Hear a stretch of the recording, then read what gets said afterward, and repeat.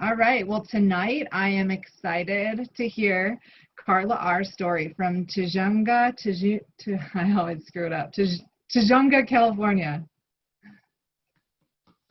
Hunga, California. Hi, everybody. Before we start, it's just the audio that's being recorded, right? Correct. Not the video. Correct. Okay. Yes, it's just audio. Thank you. Okay. When you say you two, I get all freaky.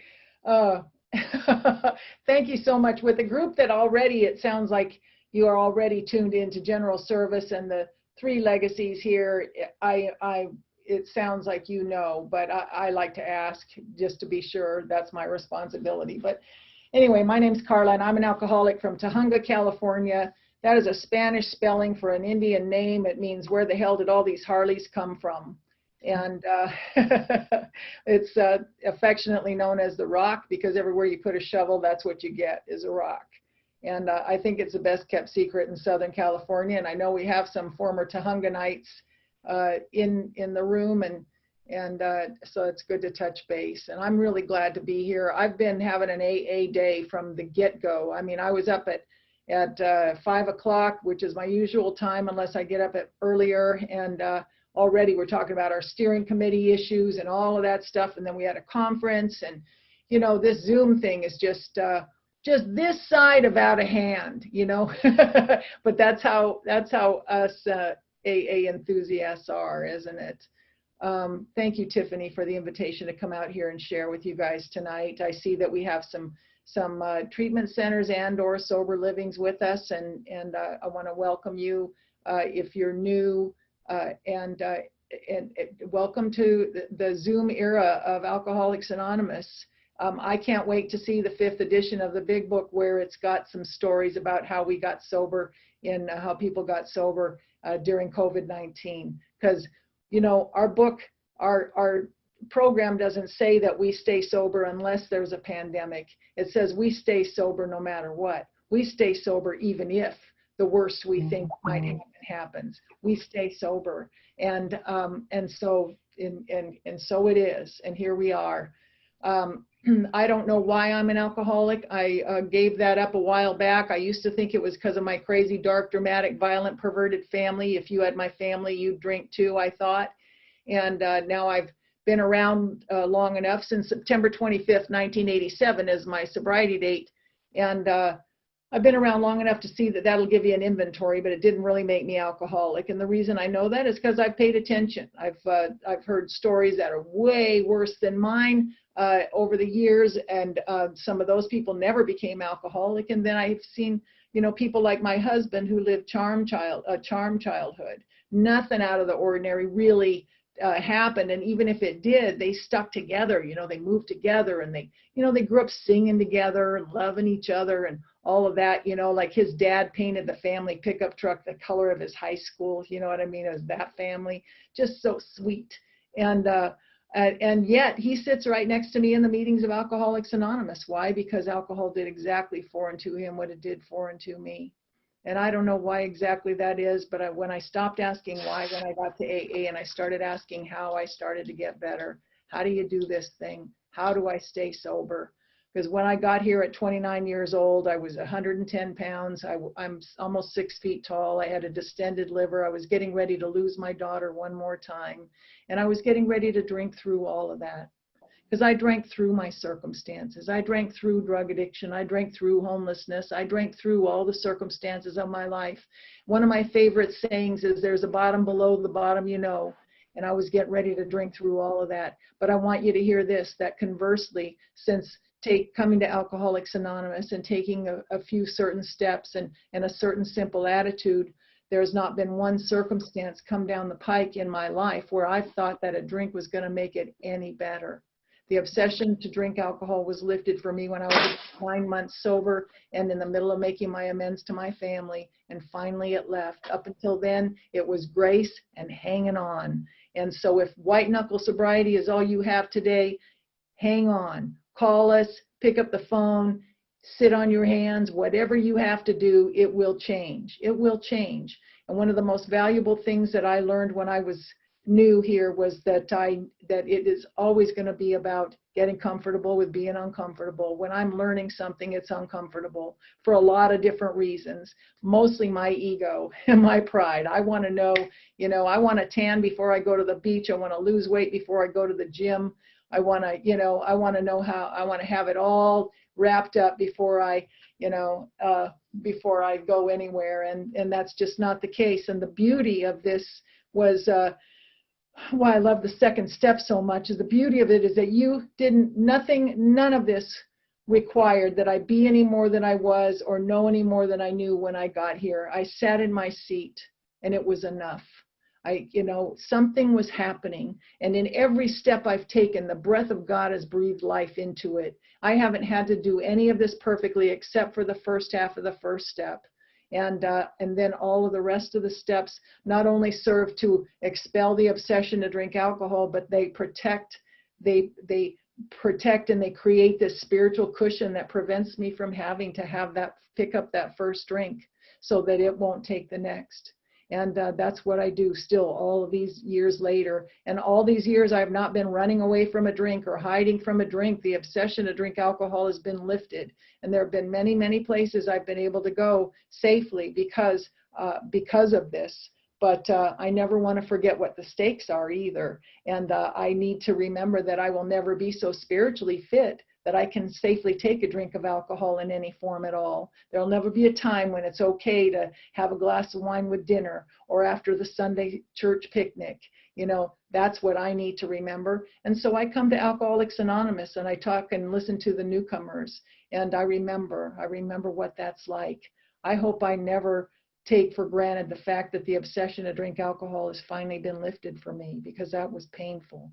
I started to drink early. I know that a lot of people came to Alcoholics Anonymous having built and lost great empires. That's not my story.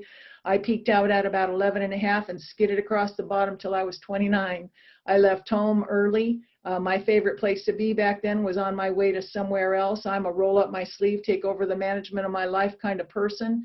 Family was not healthy, to say the least, and then school wasn't working out anymore either, and I started to leave home. And consequently, because I was so young, I started ending up in some of the Southern California hot spots like Indio Jail and Riverside Juvenile Hall and LA Central, and we did that whole dance for a while. And when I was 14, I found myself in a place called North Beach in the San Francisco area, where a couple of guys approached my friend and I, offered us money for sex, and we said yes and did the next indicated thing, and boom, a whole new career path opened up for us. And I started living a day at a time in a way I've not had to live in a very, very long time. And Dr. Silkworth talks about this in the chapter, The Doctor's Opinion, that after a time we can't differentiate the true from the false. After a while, our alcoholic lives seemed the only normal one. And I didn't know it at the time, but I had already begun to trade away every God-given talent or gift or potential that I had for the effect that alcohol produced. But if you had asked me back then, I would have said I was doing it willingly. Leave me alone. I know what I'm doing.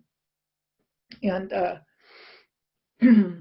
when I was, I want to let you know too that I have always believed in a power greater than myself. I have always known that something has existed. Since I was a small child, I felt that. I knew there was something, but I couldn't sustain a connection. And when some challenge would come down in our family or some hideous thing would happen, I would say, I don't know, maybe God needs my help a little bit, so I'd jump in. And when I discovered what alcohol would do for me, I let it.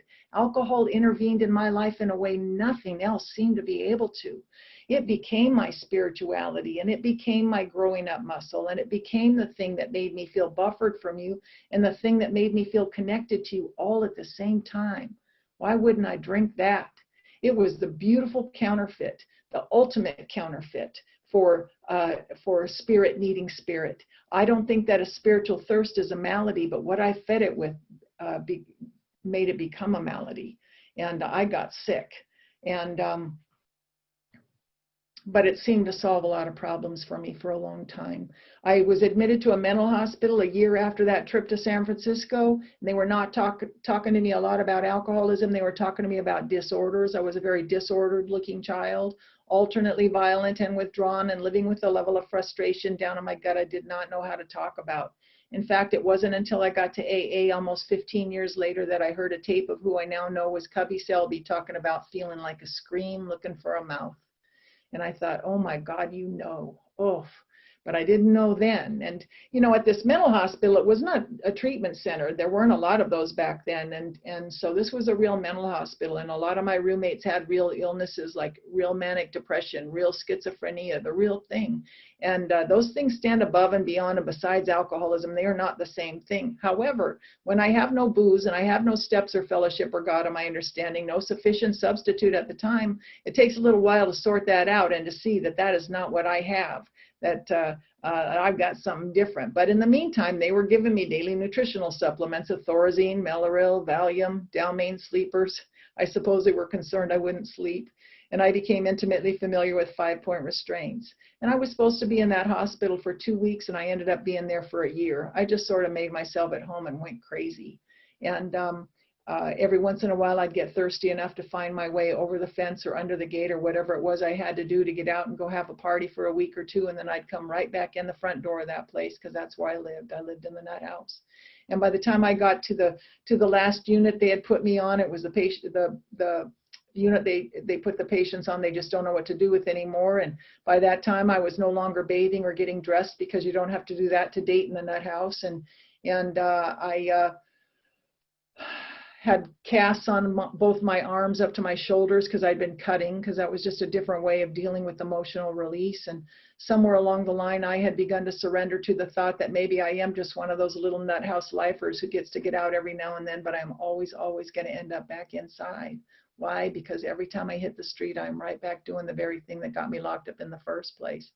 So I spent most of my adolescent life in one place or another. It was a rehab at the state hospital and in and out of juvenile hall. And my dad used to say, I think they're just trying to buy you some time, Carla. And maybe he's right. You know, I told you, my family wasn't very healthy. My baby sister committed suicide at the age of 17. My baby brother died of drug addiction and alcoholism when he was 30. And my mom died of end-stage liver disease about 13 years ago, and my last remaining sibling lives in Wisconsin, and when she's not drinking, she's on the Vicodin maintenance diet. And so I don't know, something held, I got to crawl along and limp along until I found you, and I don't know why, except for maybe I just got some time bought for me.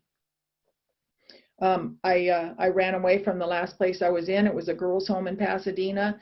And here's where I'll tell you, you know, the reason the trips to San Francisco were always about looking for those peace and love people. You know, I love the idea of peace and love, the hippies of the 60s. I'm a child of the 60s, and I thought that's where it was going to be. That's where it's at, man. Peace and love and free love and all of that stuff. And those people of the 60s, they didn't take any crap. You know, they marched and they said no and they stood up. And I wanted to be stand up. You know, I wanted to be someone with strength and power, and because lack of power in every direction was my dilemma. And so that looked very much like power to me.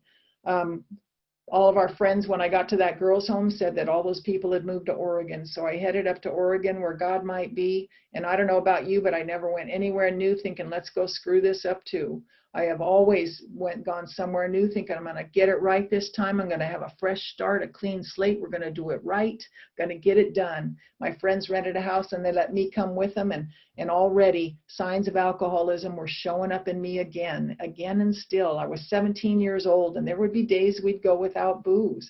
And I didn't know it then, but I was a terrible thief and I didn't want to go back to lockup. So when I had no booze or steps or fellowship or God on my understanding, and I didn't even know about those last things, I'm restless, irritable, and discontent. Already, my life quickly becomes your fault. And I become very, very hard to get along with. And when I could drink the way that I needed to drink, I was always overshooting the mark. Already my relationship with alcoholism was gelling and making its mark. And we had a strong relationship. And I was asked to leave, and I was asked to leave a lot. And I ended up out on Hollywood Boulevard and 18 years old, start my days off with a pint of Pop-Off vodka and just going wherever the day took me. And some days it was a party, and some days it was just surviving. Not a lot of hope about it getting any different. And I met a man, another guy from another rehab, and we partnered up, you know, because that's where they keep the partners in the rehabs. And you know, again, I really wanted, our book talks about us having moral and philosophical convictions galore. You know, who I wanted to be was so far removed from who I actually knew how to be. And it just, you know, that was the ache. That was the deep ache. And I didn't seem to be able to do anything about it. And we beat each other up and down the California coast. As much as I wanted the idea of peace and love, we just couldn't do it. And suffice it to say that I was just really the kind of a drunk who slept by the side of the road and called it camping. You know, it just, I thought I was on a spiritual quest and I was a hobo.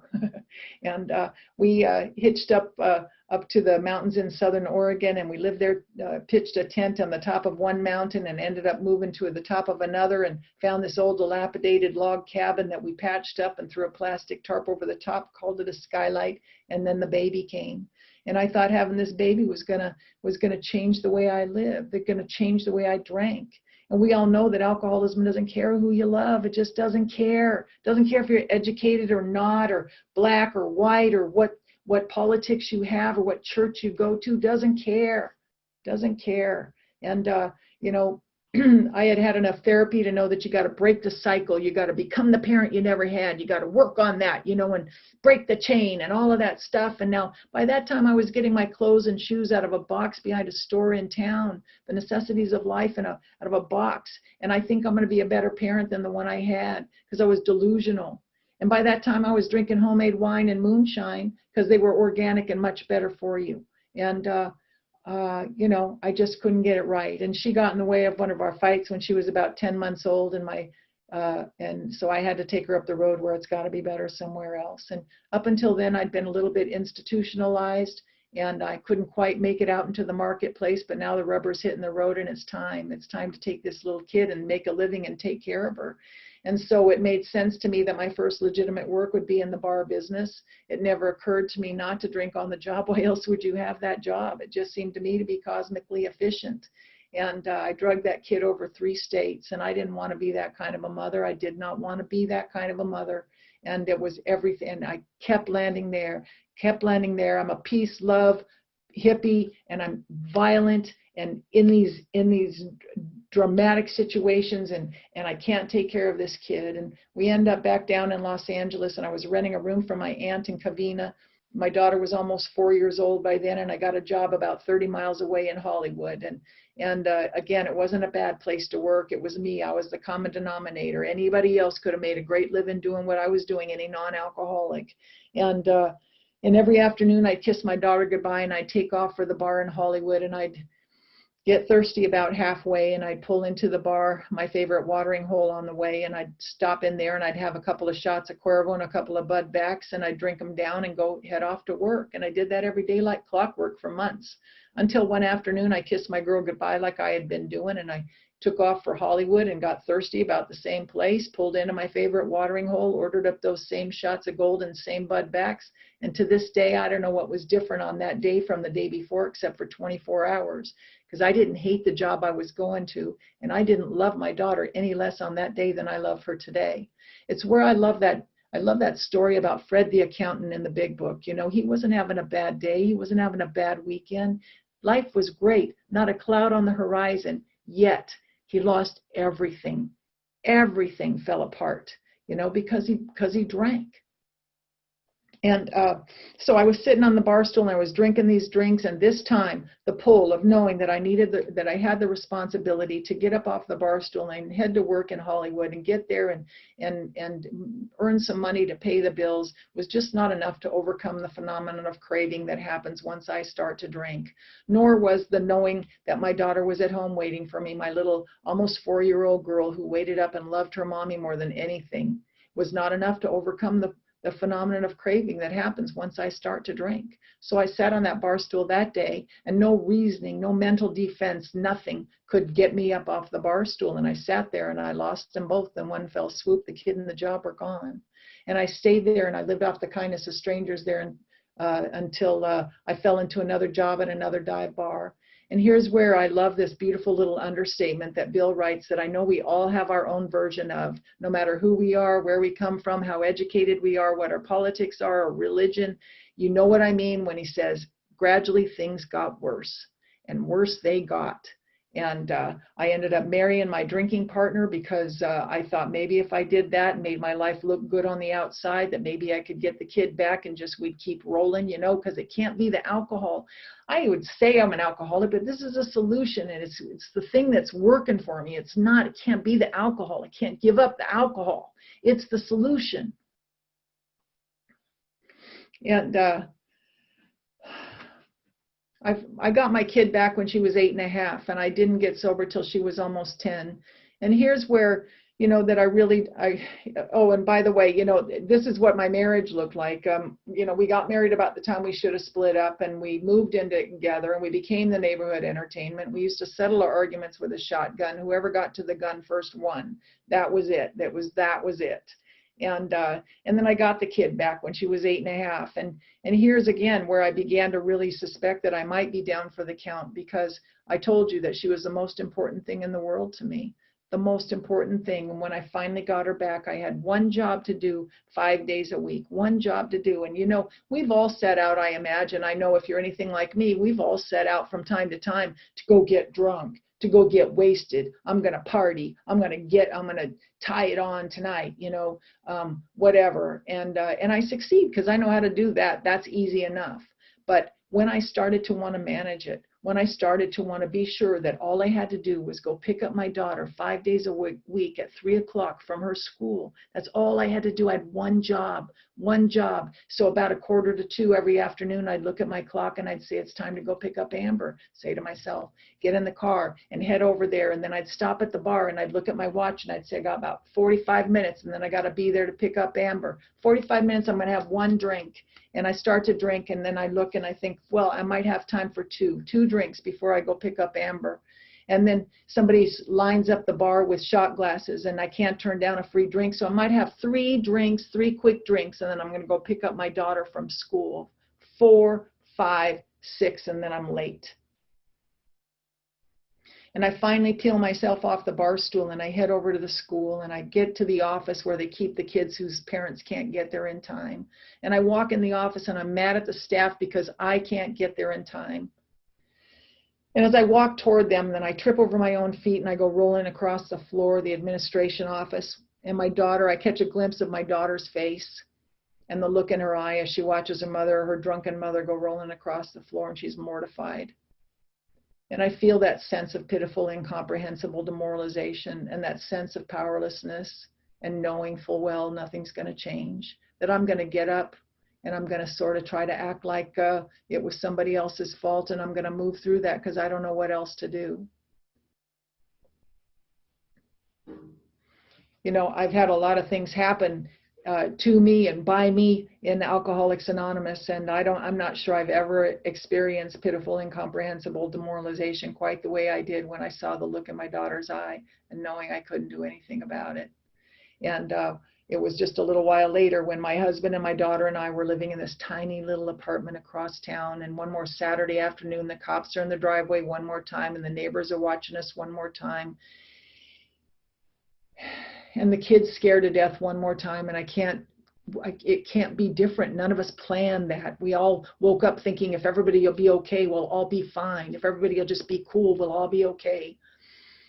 And the cops left, they took the gun, the husband left for the last time. It's me and the kid and the booze, and I couldn't stop drinking. And here's where a hard drinker might take a look at their life and say, I'm really tired of this. A hard drinker could survey their circumstances and say, I need to go get a little help, a detox. And they would come home, they'd go back to work, they'd have a story to tell if somebody asked them, but they would get on with their life. And I've seen them do it. It's amazing. Non-alcoholics, hard drinkers, where they say, yep, couldn't control it, so I had to quit. And then they move on and they're fine. Me, what I did was I just pulled the booze closer to the couch so I didn't have to keep getting up to get another drink, because I drank through my circumstances. My first sponsor told me if I wanted to effect a conscious contact with a power greater than myself, and because I had come here with so many disjointed ideas of what God might be or how to connect or what to do, I needed to start at a very simple level. And it's why I call the second step, I say, the word maybe can cover it all. Maybe this will work, But the first thing I was told, as my sponsor suggested, I count the coincidences that happen in my life. Those situations that seem to fall together for the good of everybody without me having my hands on it, coincidences. And one of the first ones I could count was that I had moved in next door to a woman who had 5 years of sobriety in AA. And she had seen and heard that whole deal go down. And she came over a couple days later and knocked on my door, and I invited her in, and she brought me a big book and a 12 and 12, and she sat on my couch and she told me her story. And she was just a woman properly armed with the facts about herself. She talked about about her and her drinking, and in her story I heard me. And over the last year, I'd seen with my own eyes that she hadn't been drinking anymore. And what impressed me more about that was it didn't seem to bother her that she wasn't drinking. How do you do that? Because all I knew was that when I had no booze and I had no steps or fellowship or God on my understanding, I felt like you stripped the coating off my wires. I felt oversensitive and underloved, and I didn't know what you meant by that or why you looked at me that way. And my self-centered head would close in on me from there. So much so that even though I know a few things about booze by that time, I knew that the window of relief had gotten really small. I knew that I couldn't guarantee if I was going to have 2 or 22. I knew that I no longer had to invite trouble. It seemed to come to visit unsolicited. I knew all those things, and yet I knew that there was going to come some point in time where I was going to be so miserable that the only comfort I could find would be in picking up that first drink. So I didn't know how her 12 little thinly veiled Sunday school sentences were going to help me in the face of what I'd become. They just seemed to be so weak. You know, I recognized them, but I just didn't know if they'd work for me. And I love what Father Tom Weston says. He says, you got to be pretty sick and tired to find us interesting. And I was getting increasingly interested by then, you know. And our book says we were beaten into a state of reasonableness. And I was kind of looking, and something was happening inside. And it was about a week and a half later. I just didn't go back and buy any more booze. And I got sick over the weekend. I shook it out at home because there was no place left for me to go. People have been trying to help me all my life, and shook into Monday and into Tuesday. And by Tuesday afternoon, I went back to my neighbor instead of the store. Just one more moment of grace where I didn't feel like it. I didn't think about it. I just slid over to her apartment and I knocked on her door and asked her what to do, and I did it. She sent me up to a meeting in Sierra Madre, California, and that became my first home group. I sat way back by the open door and the exit sign just in case. And I heard a lot of people talking about things like big books and sponsors and steps and all that kind of stuff. Does somebody need a ride home? And here I want to, you know, I used to hear when I was new that we want you to come in here and let us love you till you can love yourself. But really what we want you to do is come in here and let us love you till you can love somebody else. Because that's the trick here. I was taught that this is not a self-help program. This is a help others program. And all that I'm here to do is to all these steps do is to help shave off the stuff that is not me so that I can be a more useful instrument to help somebody else. That's really what we're doing. And it continues to be so all these years later. There's not one line in my big book that ever says stop doing what you did when you got here. Nothing. It changes form and timing and all that kind of stuff, but I'm still here. And my saving grace too was I didn't drink. And I was all in. I've been here 150%, not always with grace and dignity, not always looking good, you know, but they used to say to us that you can't save your ass and your face at the same time. So, you know, bring it all in here. And it's a little raw, but, you know, it was true. And I heard that. I got a sponsor and I took the steps and I made that first round of amends to my family when I was about 9 months sober, which is also incidentally about the time that the obsession to drink alcohol was finally lifted for me. And for my family and I, there was a long period of reconstruction ahead, definitely. And to this day, there's not one member of my family who'll stand in the doorway and say, no, please don't go to the meeting. That never happens in my family. And there is not one member of my family who ever has to wonder where I am or if I love them or why did I go away. They never have to do that again. They know where to find me at the drop of a hat. And that has been so ever since. And my daughter, from the time she was about 11 till she was 23, was a long period of reconstruction ahead for us. And in the meantime, other women had started to ask me to sponsor them. And I got to tell you, the only fifth step I like better than mine is yours. Because in your eyes, I see forgivability and lovability and redemption and hope and growth where I don't always see to myself. And you draw from me things I didn't know I needed to say. And you say to me things I didn't know I needed to hear. And there's something beautiful that happens when two alcoholics share at that level. Not always even informal inventory sharings either, you know, but on the way to the meeting and over coffee and over the phone, these little Me Too moments that knit us closer together and we didn't even see coming.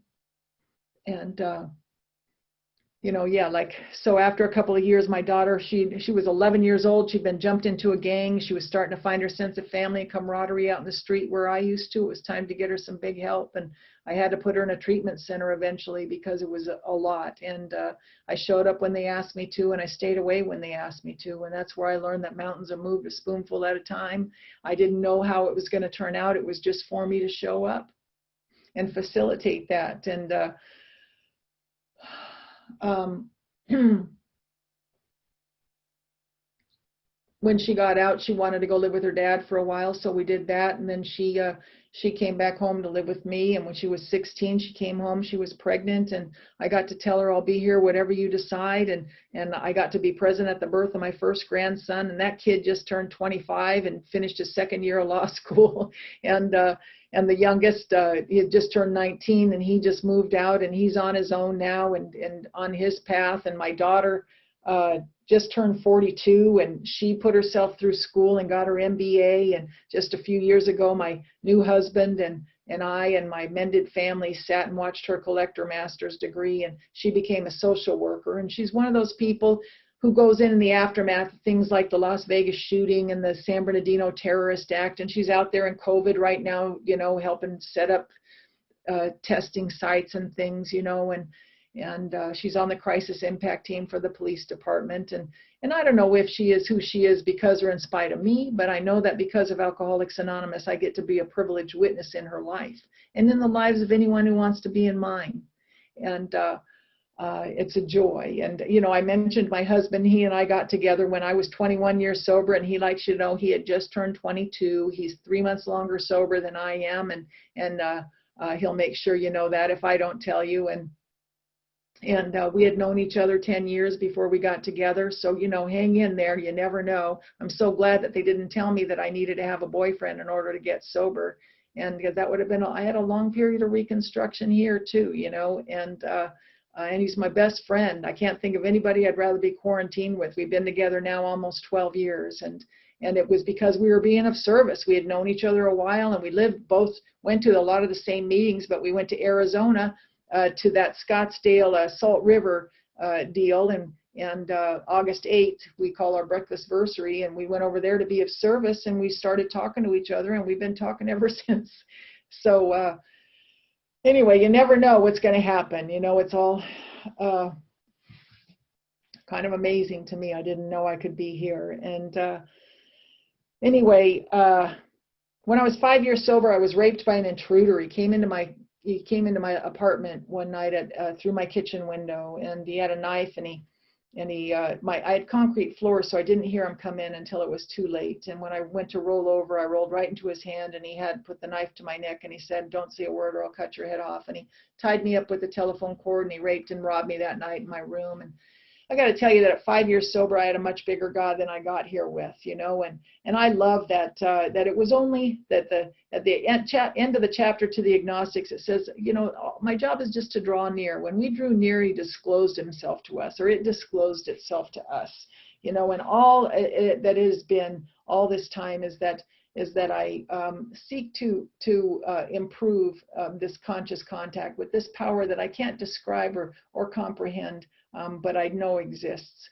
And sometimes that power answers questions I don't ask out loud. But meantime, there's a guy on my back in the middle of the night, and there was a sense of peace along with the sense of fight or flight. I just got quiet, and I wondered what to do. And after a few hours, I made a run for the door, and I couldn't get out. The bolt lock was stuck, and we got into a little wrestling match. But instead of getting more angry, he dropped the knife and he went out the same window he came in. And it turned out I had known this guy. I'd actually watched him get sober 30 days before I did. I watched him get his life, his wife, his kids, and everything back. And then I watched him join the church and leave AA behind. And when he went out like that. And what I chose to learn from that is that while the big book tells us to be quick to see where religious people are right to make use of what they offer, Alcoholics Anonymous is the place where I learn the terms and conditions of my alcoholism. It's a place where I learn that I'm not one of those people who can go home after a Sunday sermon and have a glass of wine. I come here and I remember who and what I am, and then I can go anywhere I want to in worship. And I do that in addition to, not instead of, Alcoholics Anonymous. And simply for this reason, because in all of the wonderful, in the huge plethora choices of spiritual tradition and practice that is out there that works. You'll never hear me say, I wish they had what we had, because they've already had it. So many of them already have it and are living so well with it. But we take spirituality here in Alcoholics Anonymous and we aim it right at alcoholism. We've got this single purpose, this one pointed purpose. And I never want to forget that on no matter which side of the spiritual spectrum I am on, I will never safely be able to take a drink of alcohol in any form at all, whether I sprout wings in a halo or whether I'm really in a dark place. I've got to be here. I need Alcoholics Anonymous. And there was a trial that followed, and as part of the defense, they had a lot of the guys I'd known years before get up and testify as to who I used to be. You know, when I got here, you could not use the words Carla and good character in the same sentence. You just couldn't. But 5 years had passed, almost 6, and times were different. I was working for a big fancy investment firm by that time, showing up, doing what they asked me to do, sitting in the front row, seeing how I could be of service. Very accomplished people were working at this place, and I was walking right alongside them.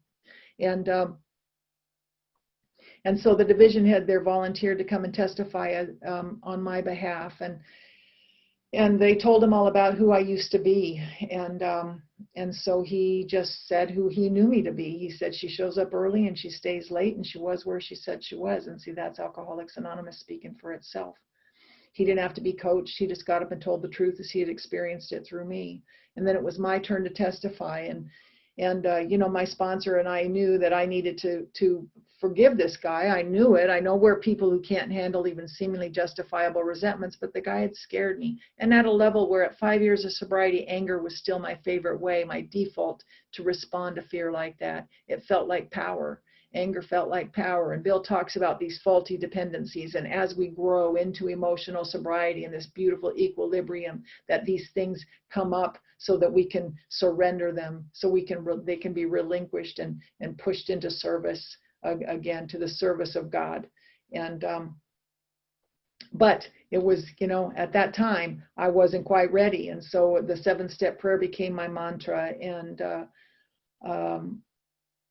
now I'm sitting in the witness stand, and I see him sitting out at the defense table, and that's a place where I've sat before, and I could sit again. If I were to take a drink, I could be sitting in his very spot, maybe not for rape, but something equally as destructive. And it occurred to me that what we were two alcoholics sitting on opposite sides of the courtroom, which brought up that prayer at the top of page 67 that I just love. And I find it the turning point for any resentment, big or small. Though we didn't like their symptoms and the way these disturbed us, they, like ourselves, are spiritually sick. He just like me. He just like me. Like me. And I have to remember that I'm never going to forgive from a spiritual hilltop. Can't happen. Can't happen when I'm sitting around praying for that son of a bitch to come up and live to my standards. Just too much of an air of superiority and separation. But when I can see that we're standing on equal footing, and I see you as me, and I see that sometime in my life I have been so out of control that I've caused damage and hurt like that to somebody, or I could again one day cause damage and hurt like that to somebody one day, or right now be so delusional and out of control and into self-will that I could be hurting someone just like that somewhere in my life. I have that potential. And so it was the turning point to compassion, and the forgiveness came that day. The healing took a while longer, about 1.5 years, but it came, and every once in a while that kind of thing will rear its ugly head to me. There was a lot of other kind of stuff that happened before that as well, and when it does, I let it come. I've learned to sit with these discomforts and bear witness to them, let them arise up and heal. And I'm not afraid of those feelings anymore, and I don't have to have a drink on them. Getting comfortable with being uncomfortable still holds true. All these years later, it's the grow zone, and then it's up and out. I like to call it a spiritual barf, because, you know, you're nauseated until you finally, you know, throw it all up, and then it's gone. And, you know, it's works for me. And anyway, he was sentenced to 20 years, and he did 12, and then he did 3. And as far as I know, he's not been able to stay sober. But I have had the privilege of taking the message of Alcoholics Anonymous into everywhere I've ever been locked up, and then some, to prisons, men's prisons and women's prisons, and county jails as well. And I know that it works when we avail ourselves of it. And that's, the good news and the hard news, is that it's for each of us. I can't do it for somebody. I can only lay the tools at somebody's feet. And it was up to me to pick them up when they were handed to me. And I can't do it for somebody any more than I can eat their breakfast for them and have them get fed. This growth, this journey, this picking up these steps and using these principles in my life is my privilege and my responsibility, nobody else's. And the thing is that I don't have to do that part alone. And what I found out afterward, and I'm really glad that I didn't know during the time, but the judge was sober. The judge who oversaw that trial was sober, and the court reporter was the Al-Anon mother of a woman in my home group. And so the 12-step fairies had thoroughly dusted the room before we got there. And people like my father and my sponsor and sponsees and people from my home group came to that trial. And not once did anybody ever say, well, what were you doing? What were you wearing? I was in bed in the middle of the night in my own room, in my own bed. And these things happen. Alcoholics Anonymous has served me whether I like the things that are going on or whether I don't.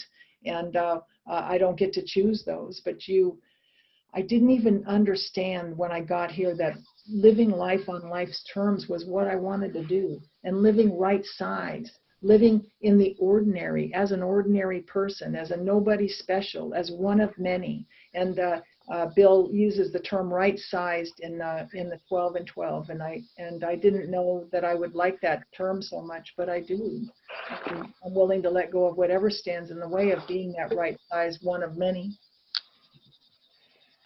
Every morning and there have been, a lot of changes in our life, and I told you about my family, and there, I got to have my face-to-face amends with each one of them. And again, when my mother died, we were clean and clear, and my brother, I got to walk him.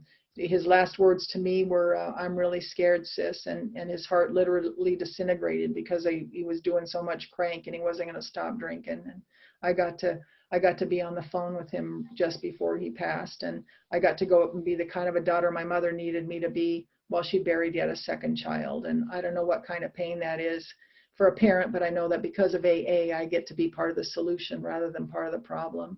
My father's had some health issues lately, and I get to be the one that he calls in the middle of the night. And do you know what? You know what has changed is I am glad to get that call. I'm glad I'm the one he calls, and I'm glad to sit at his bedside and make those lists that he needs made and go pick him up and take him to get his tests and stuff.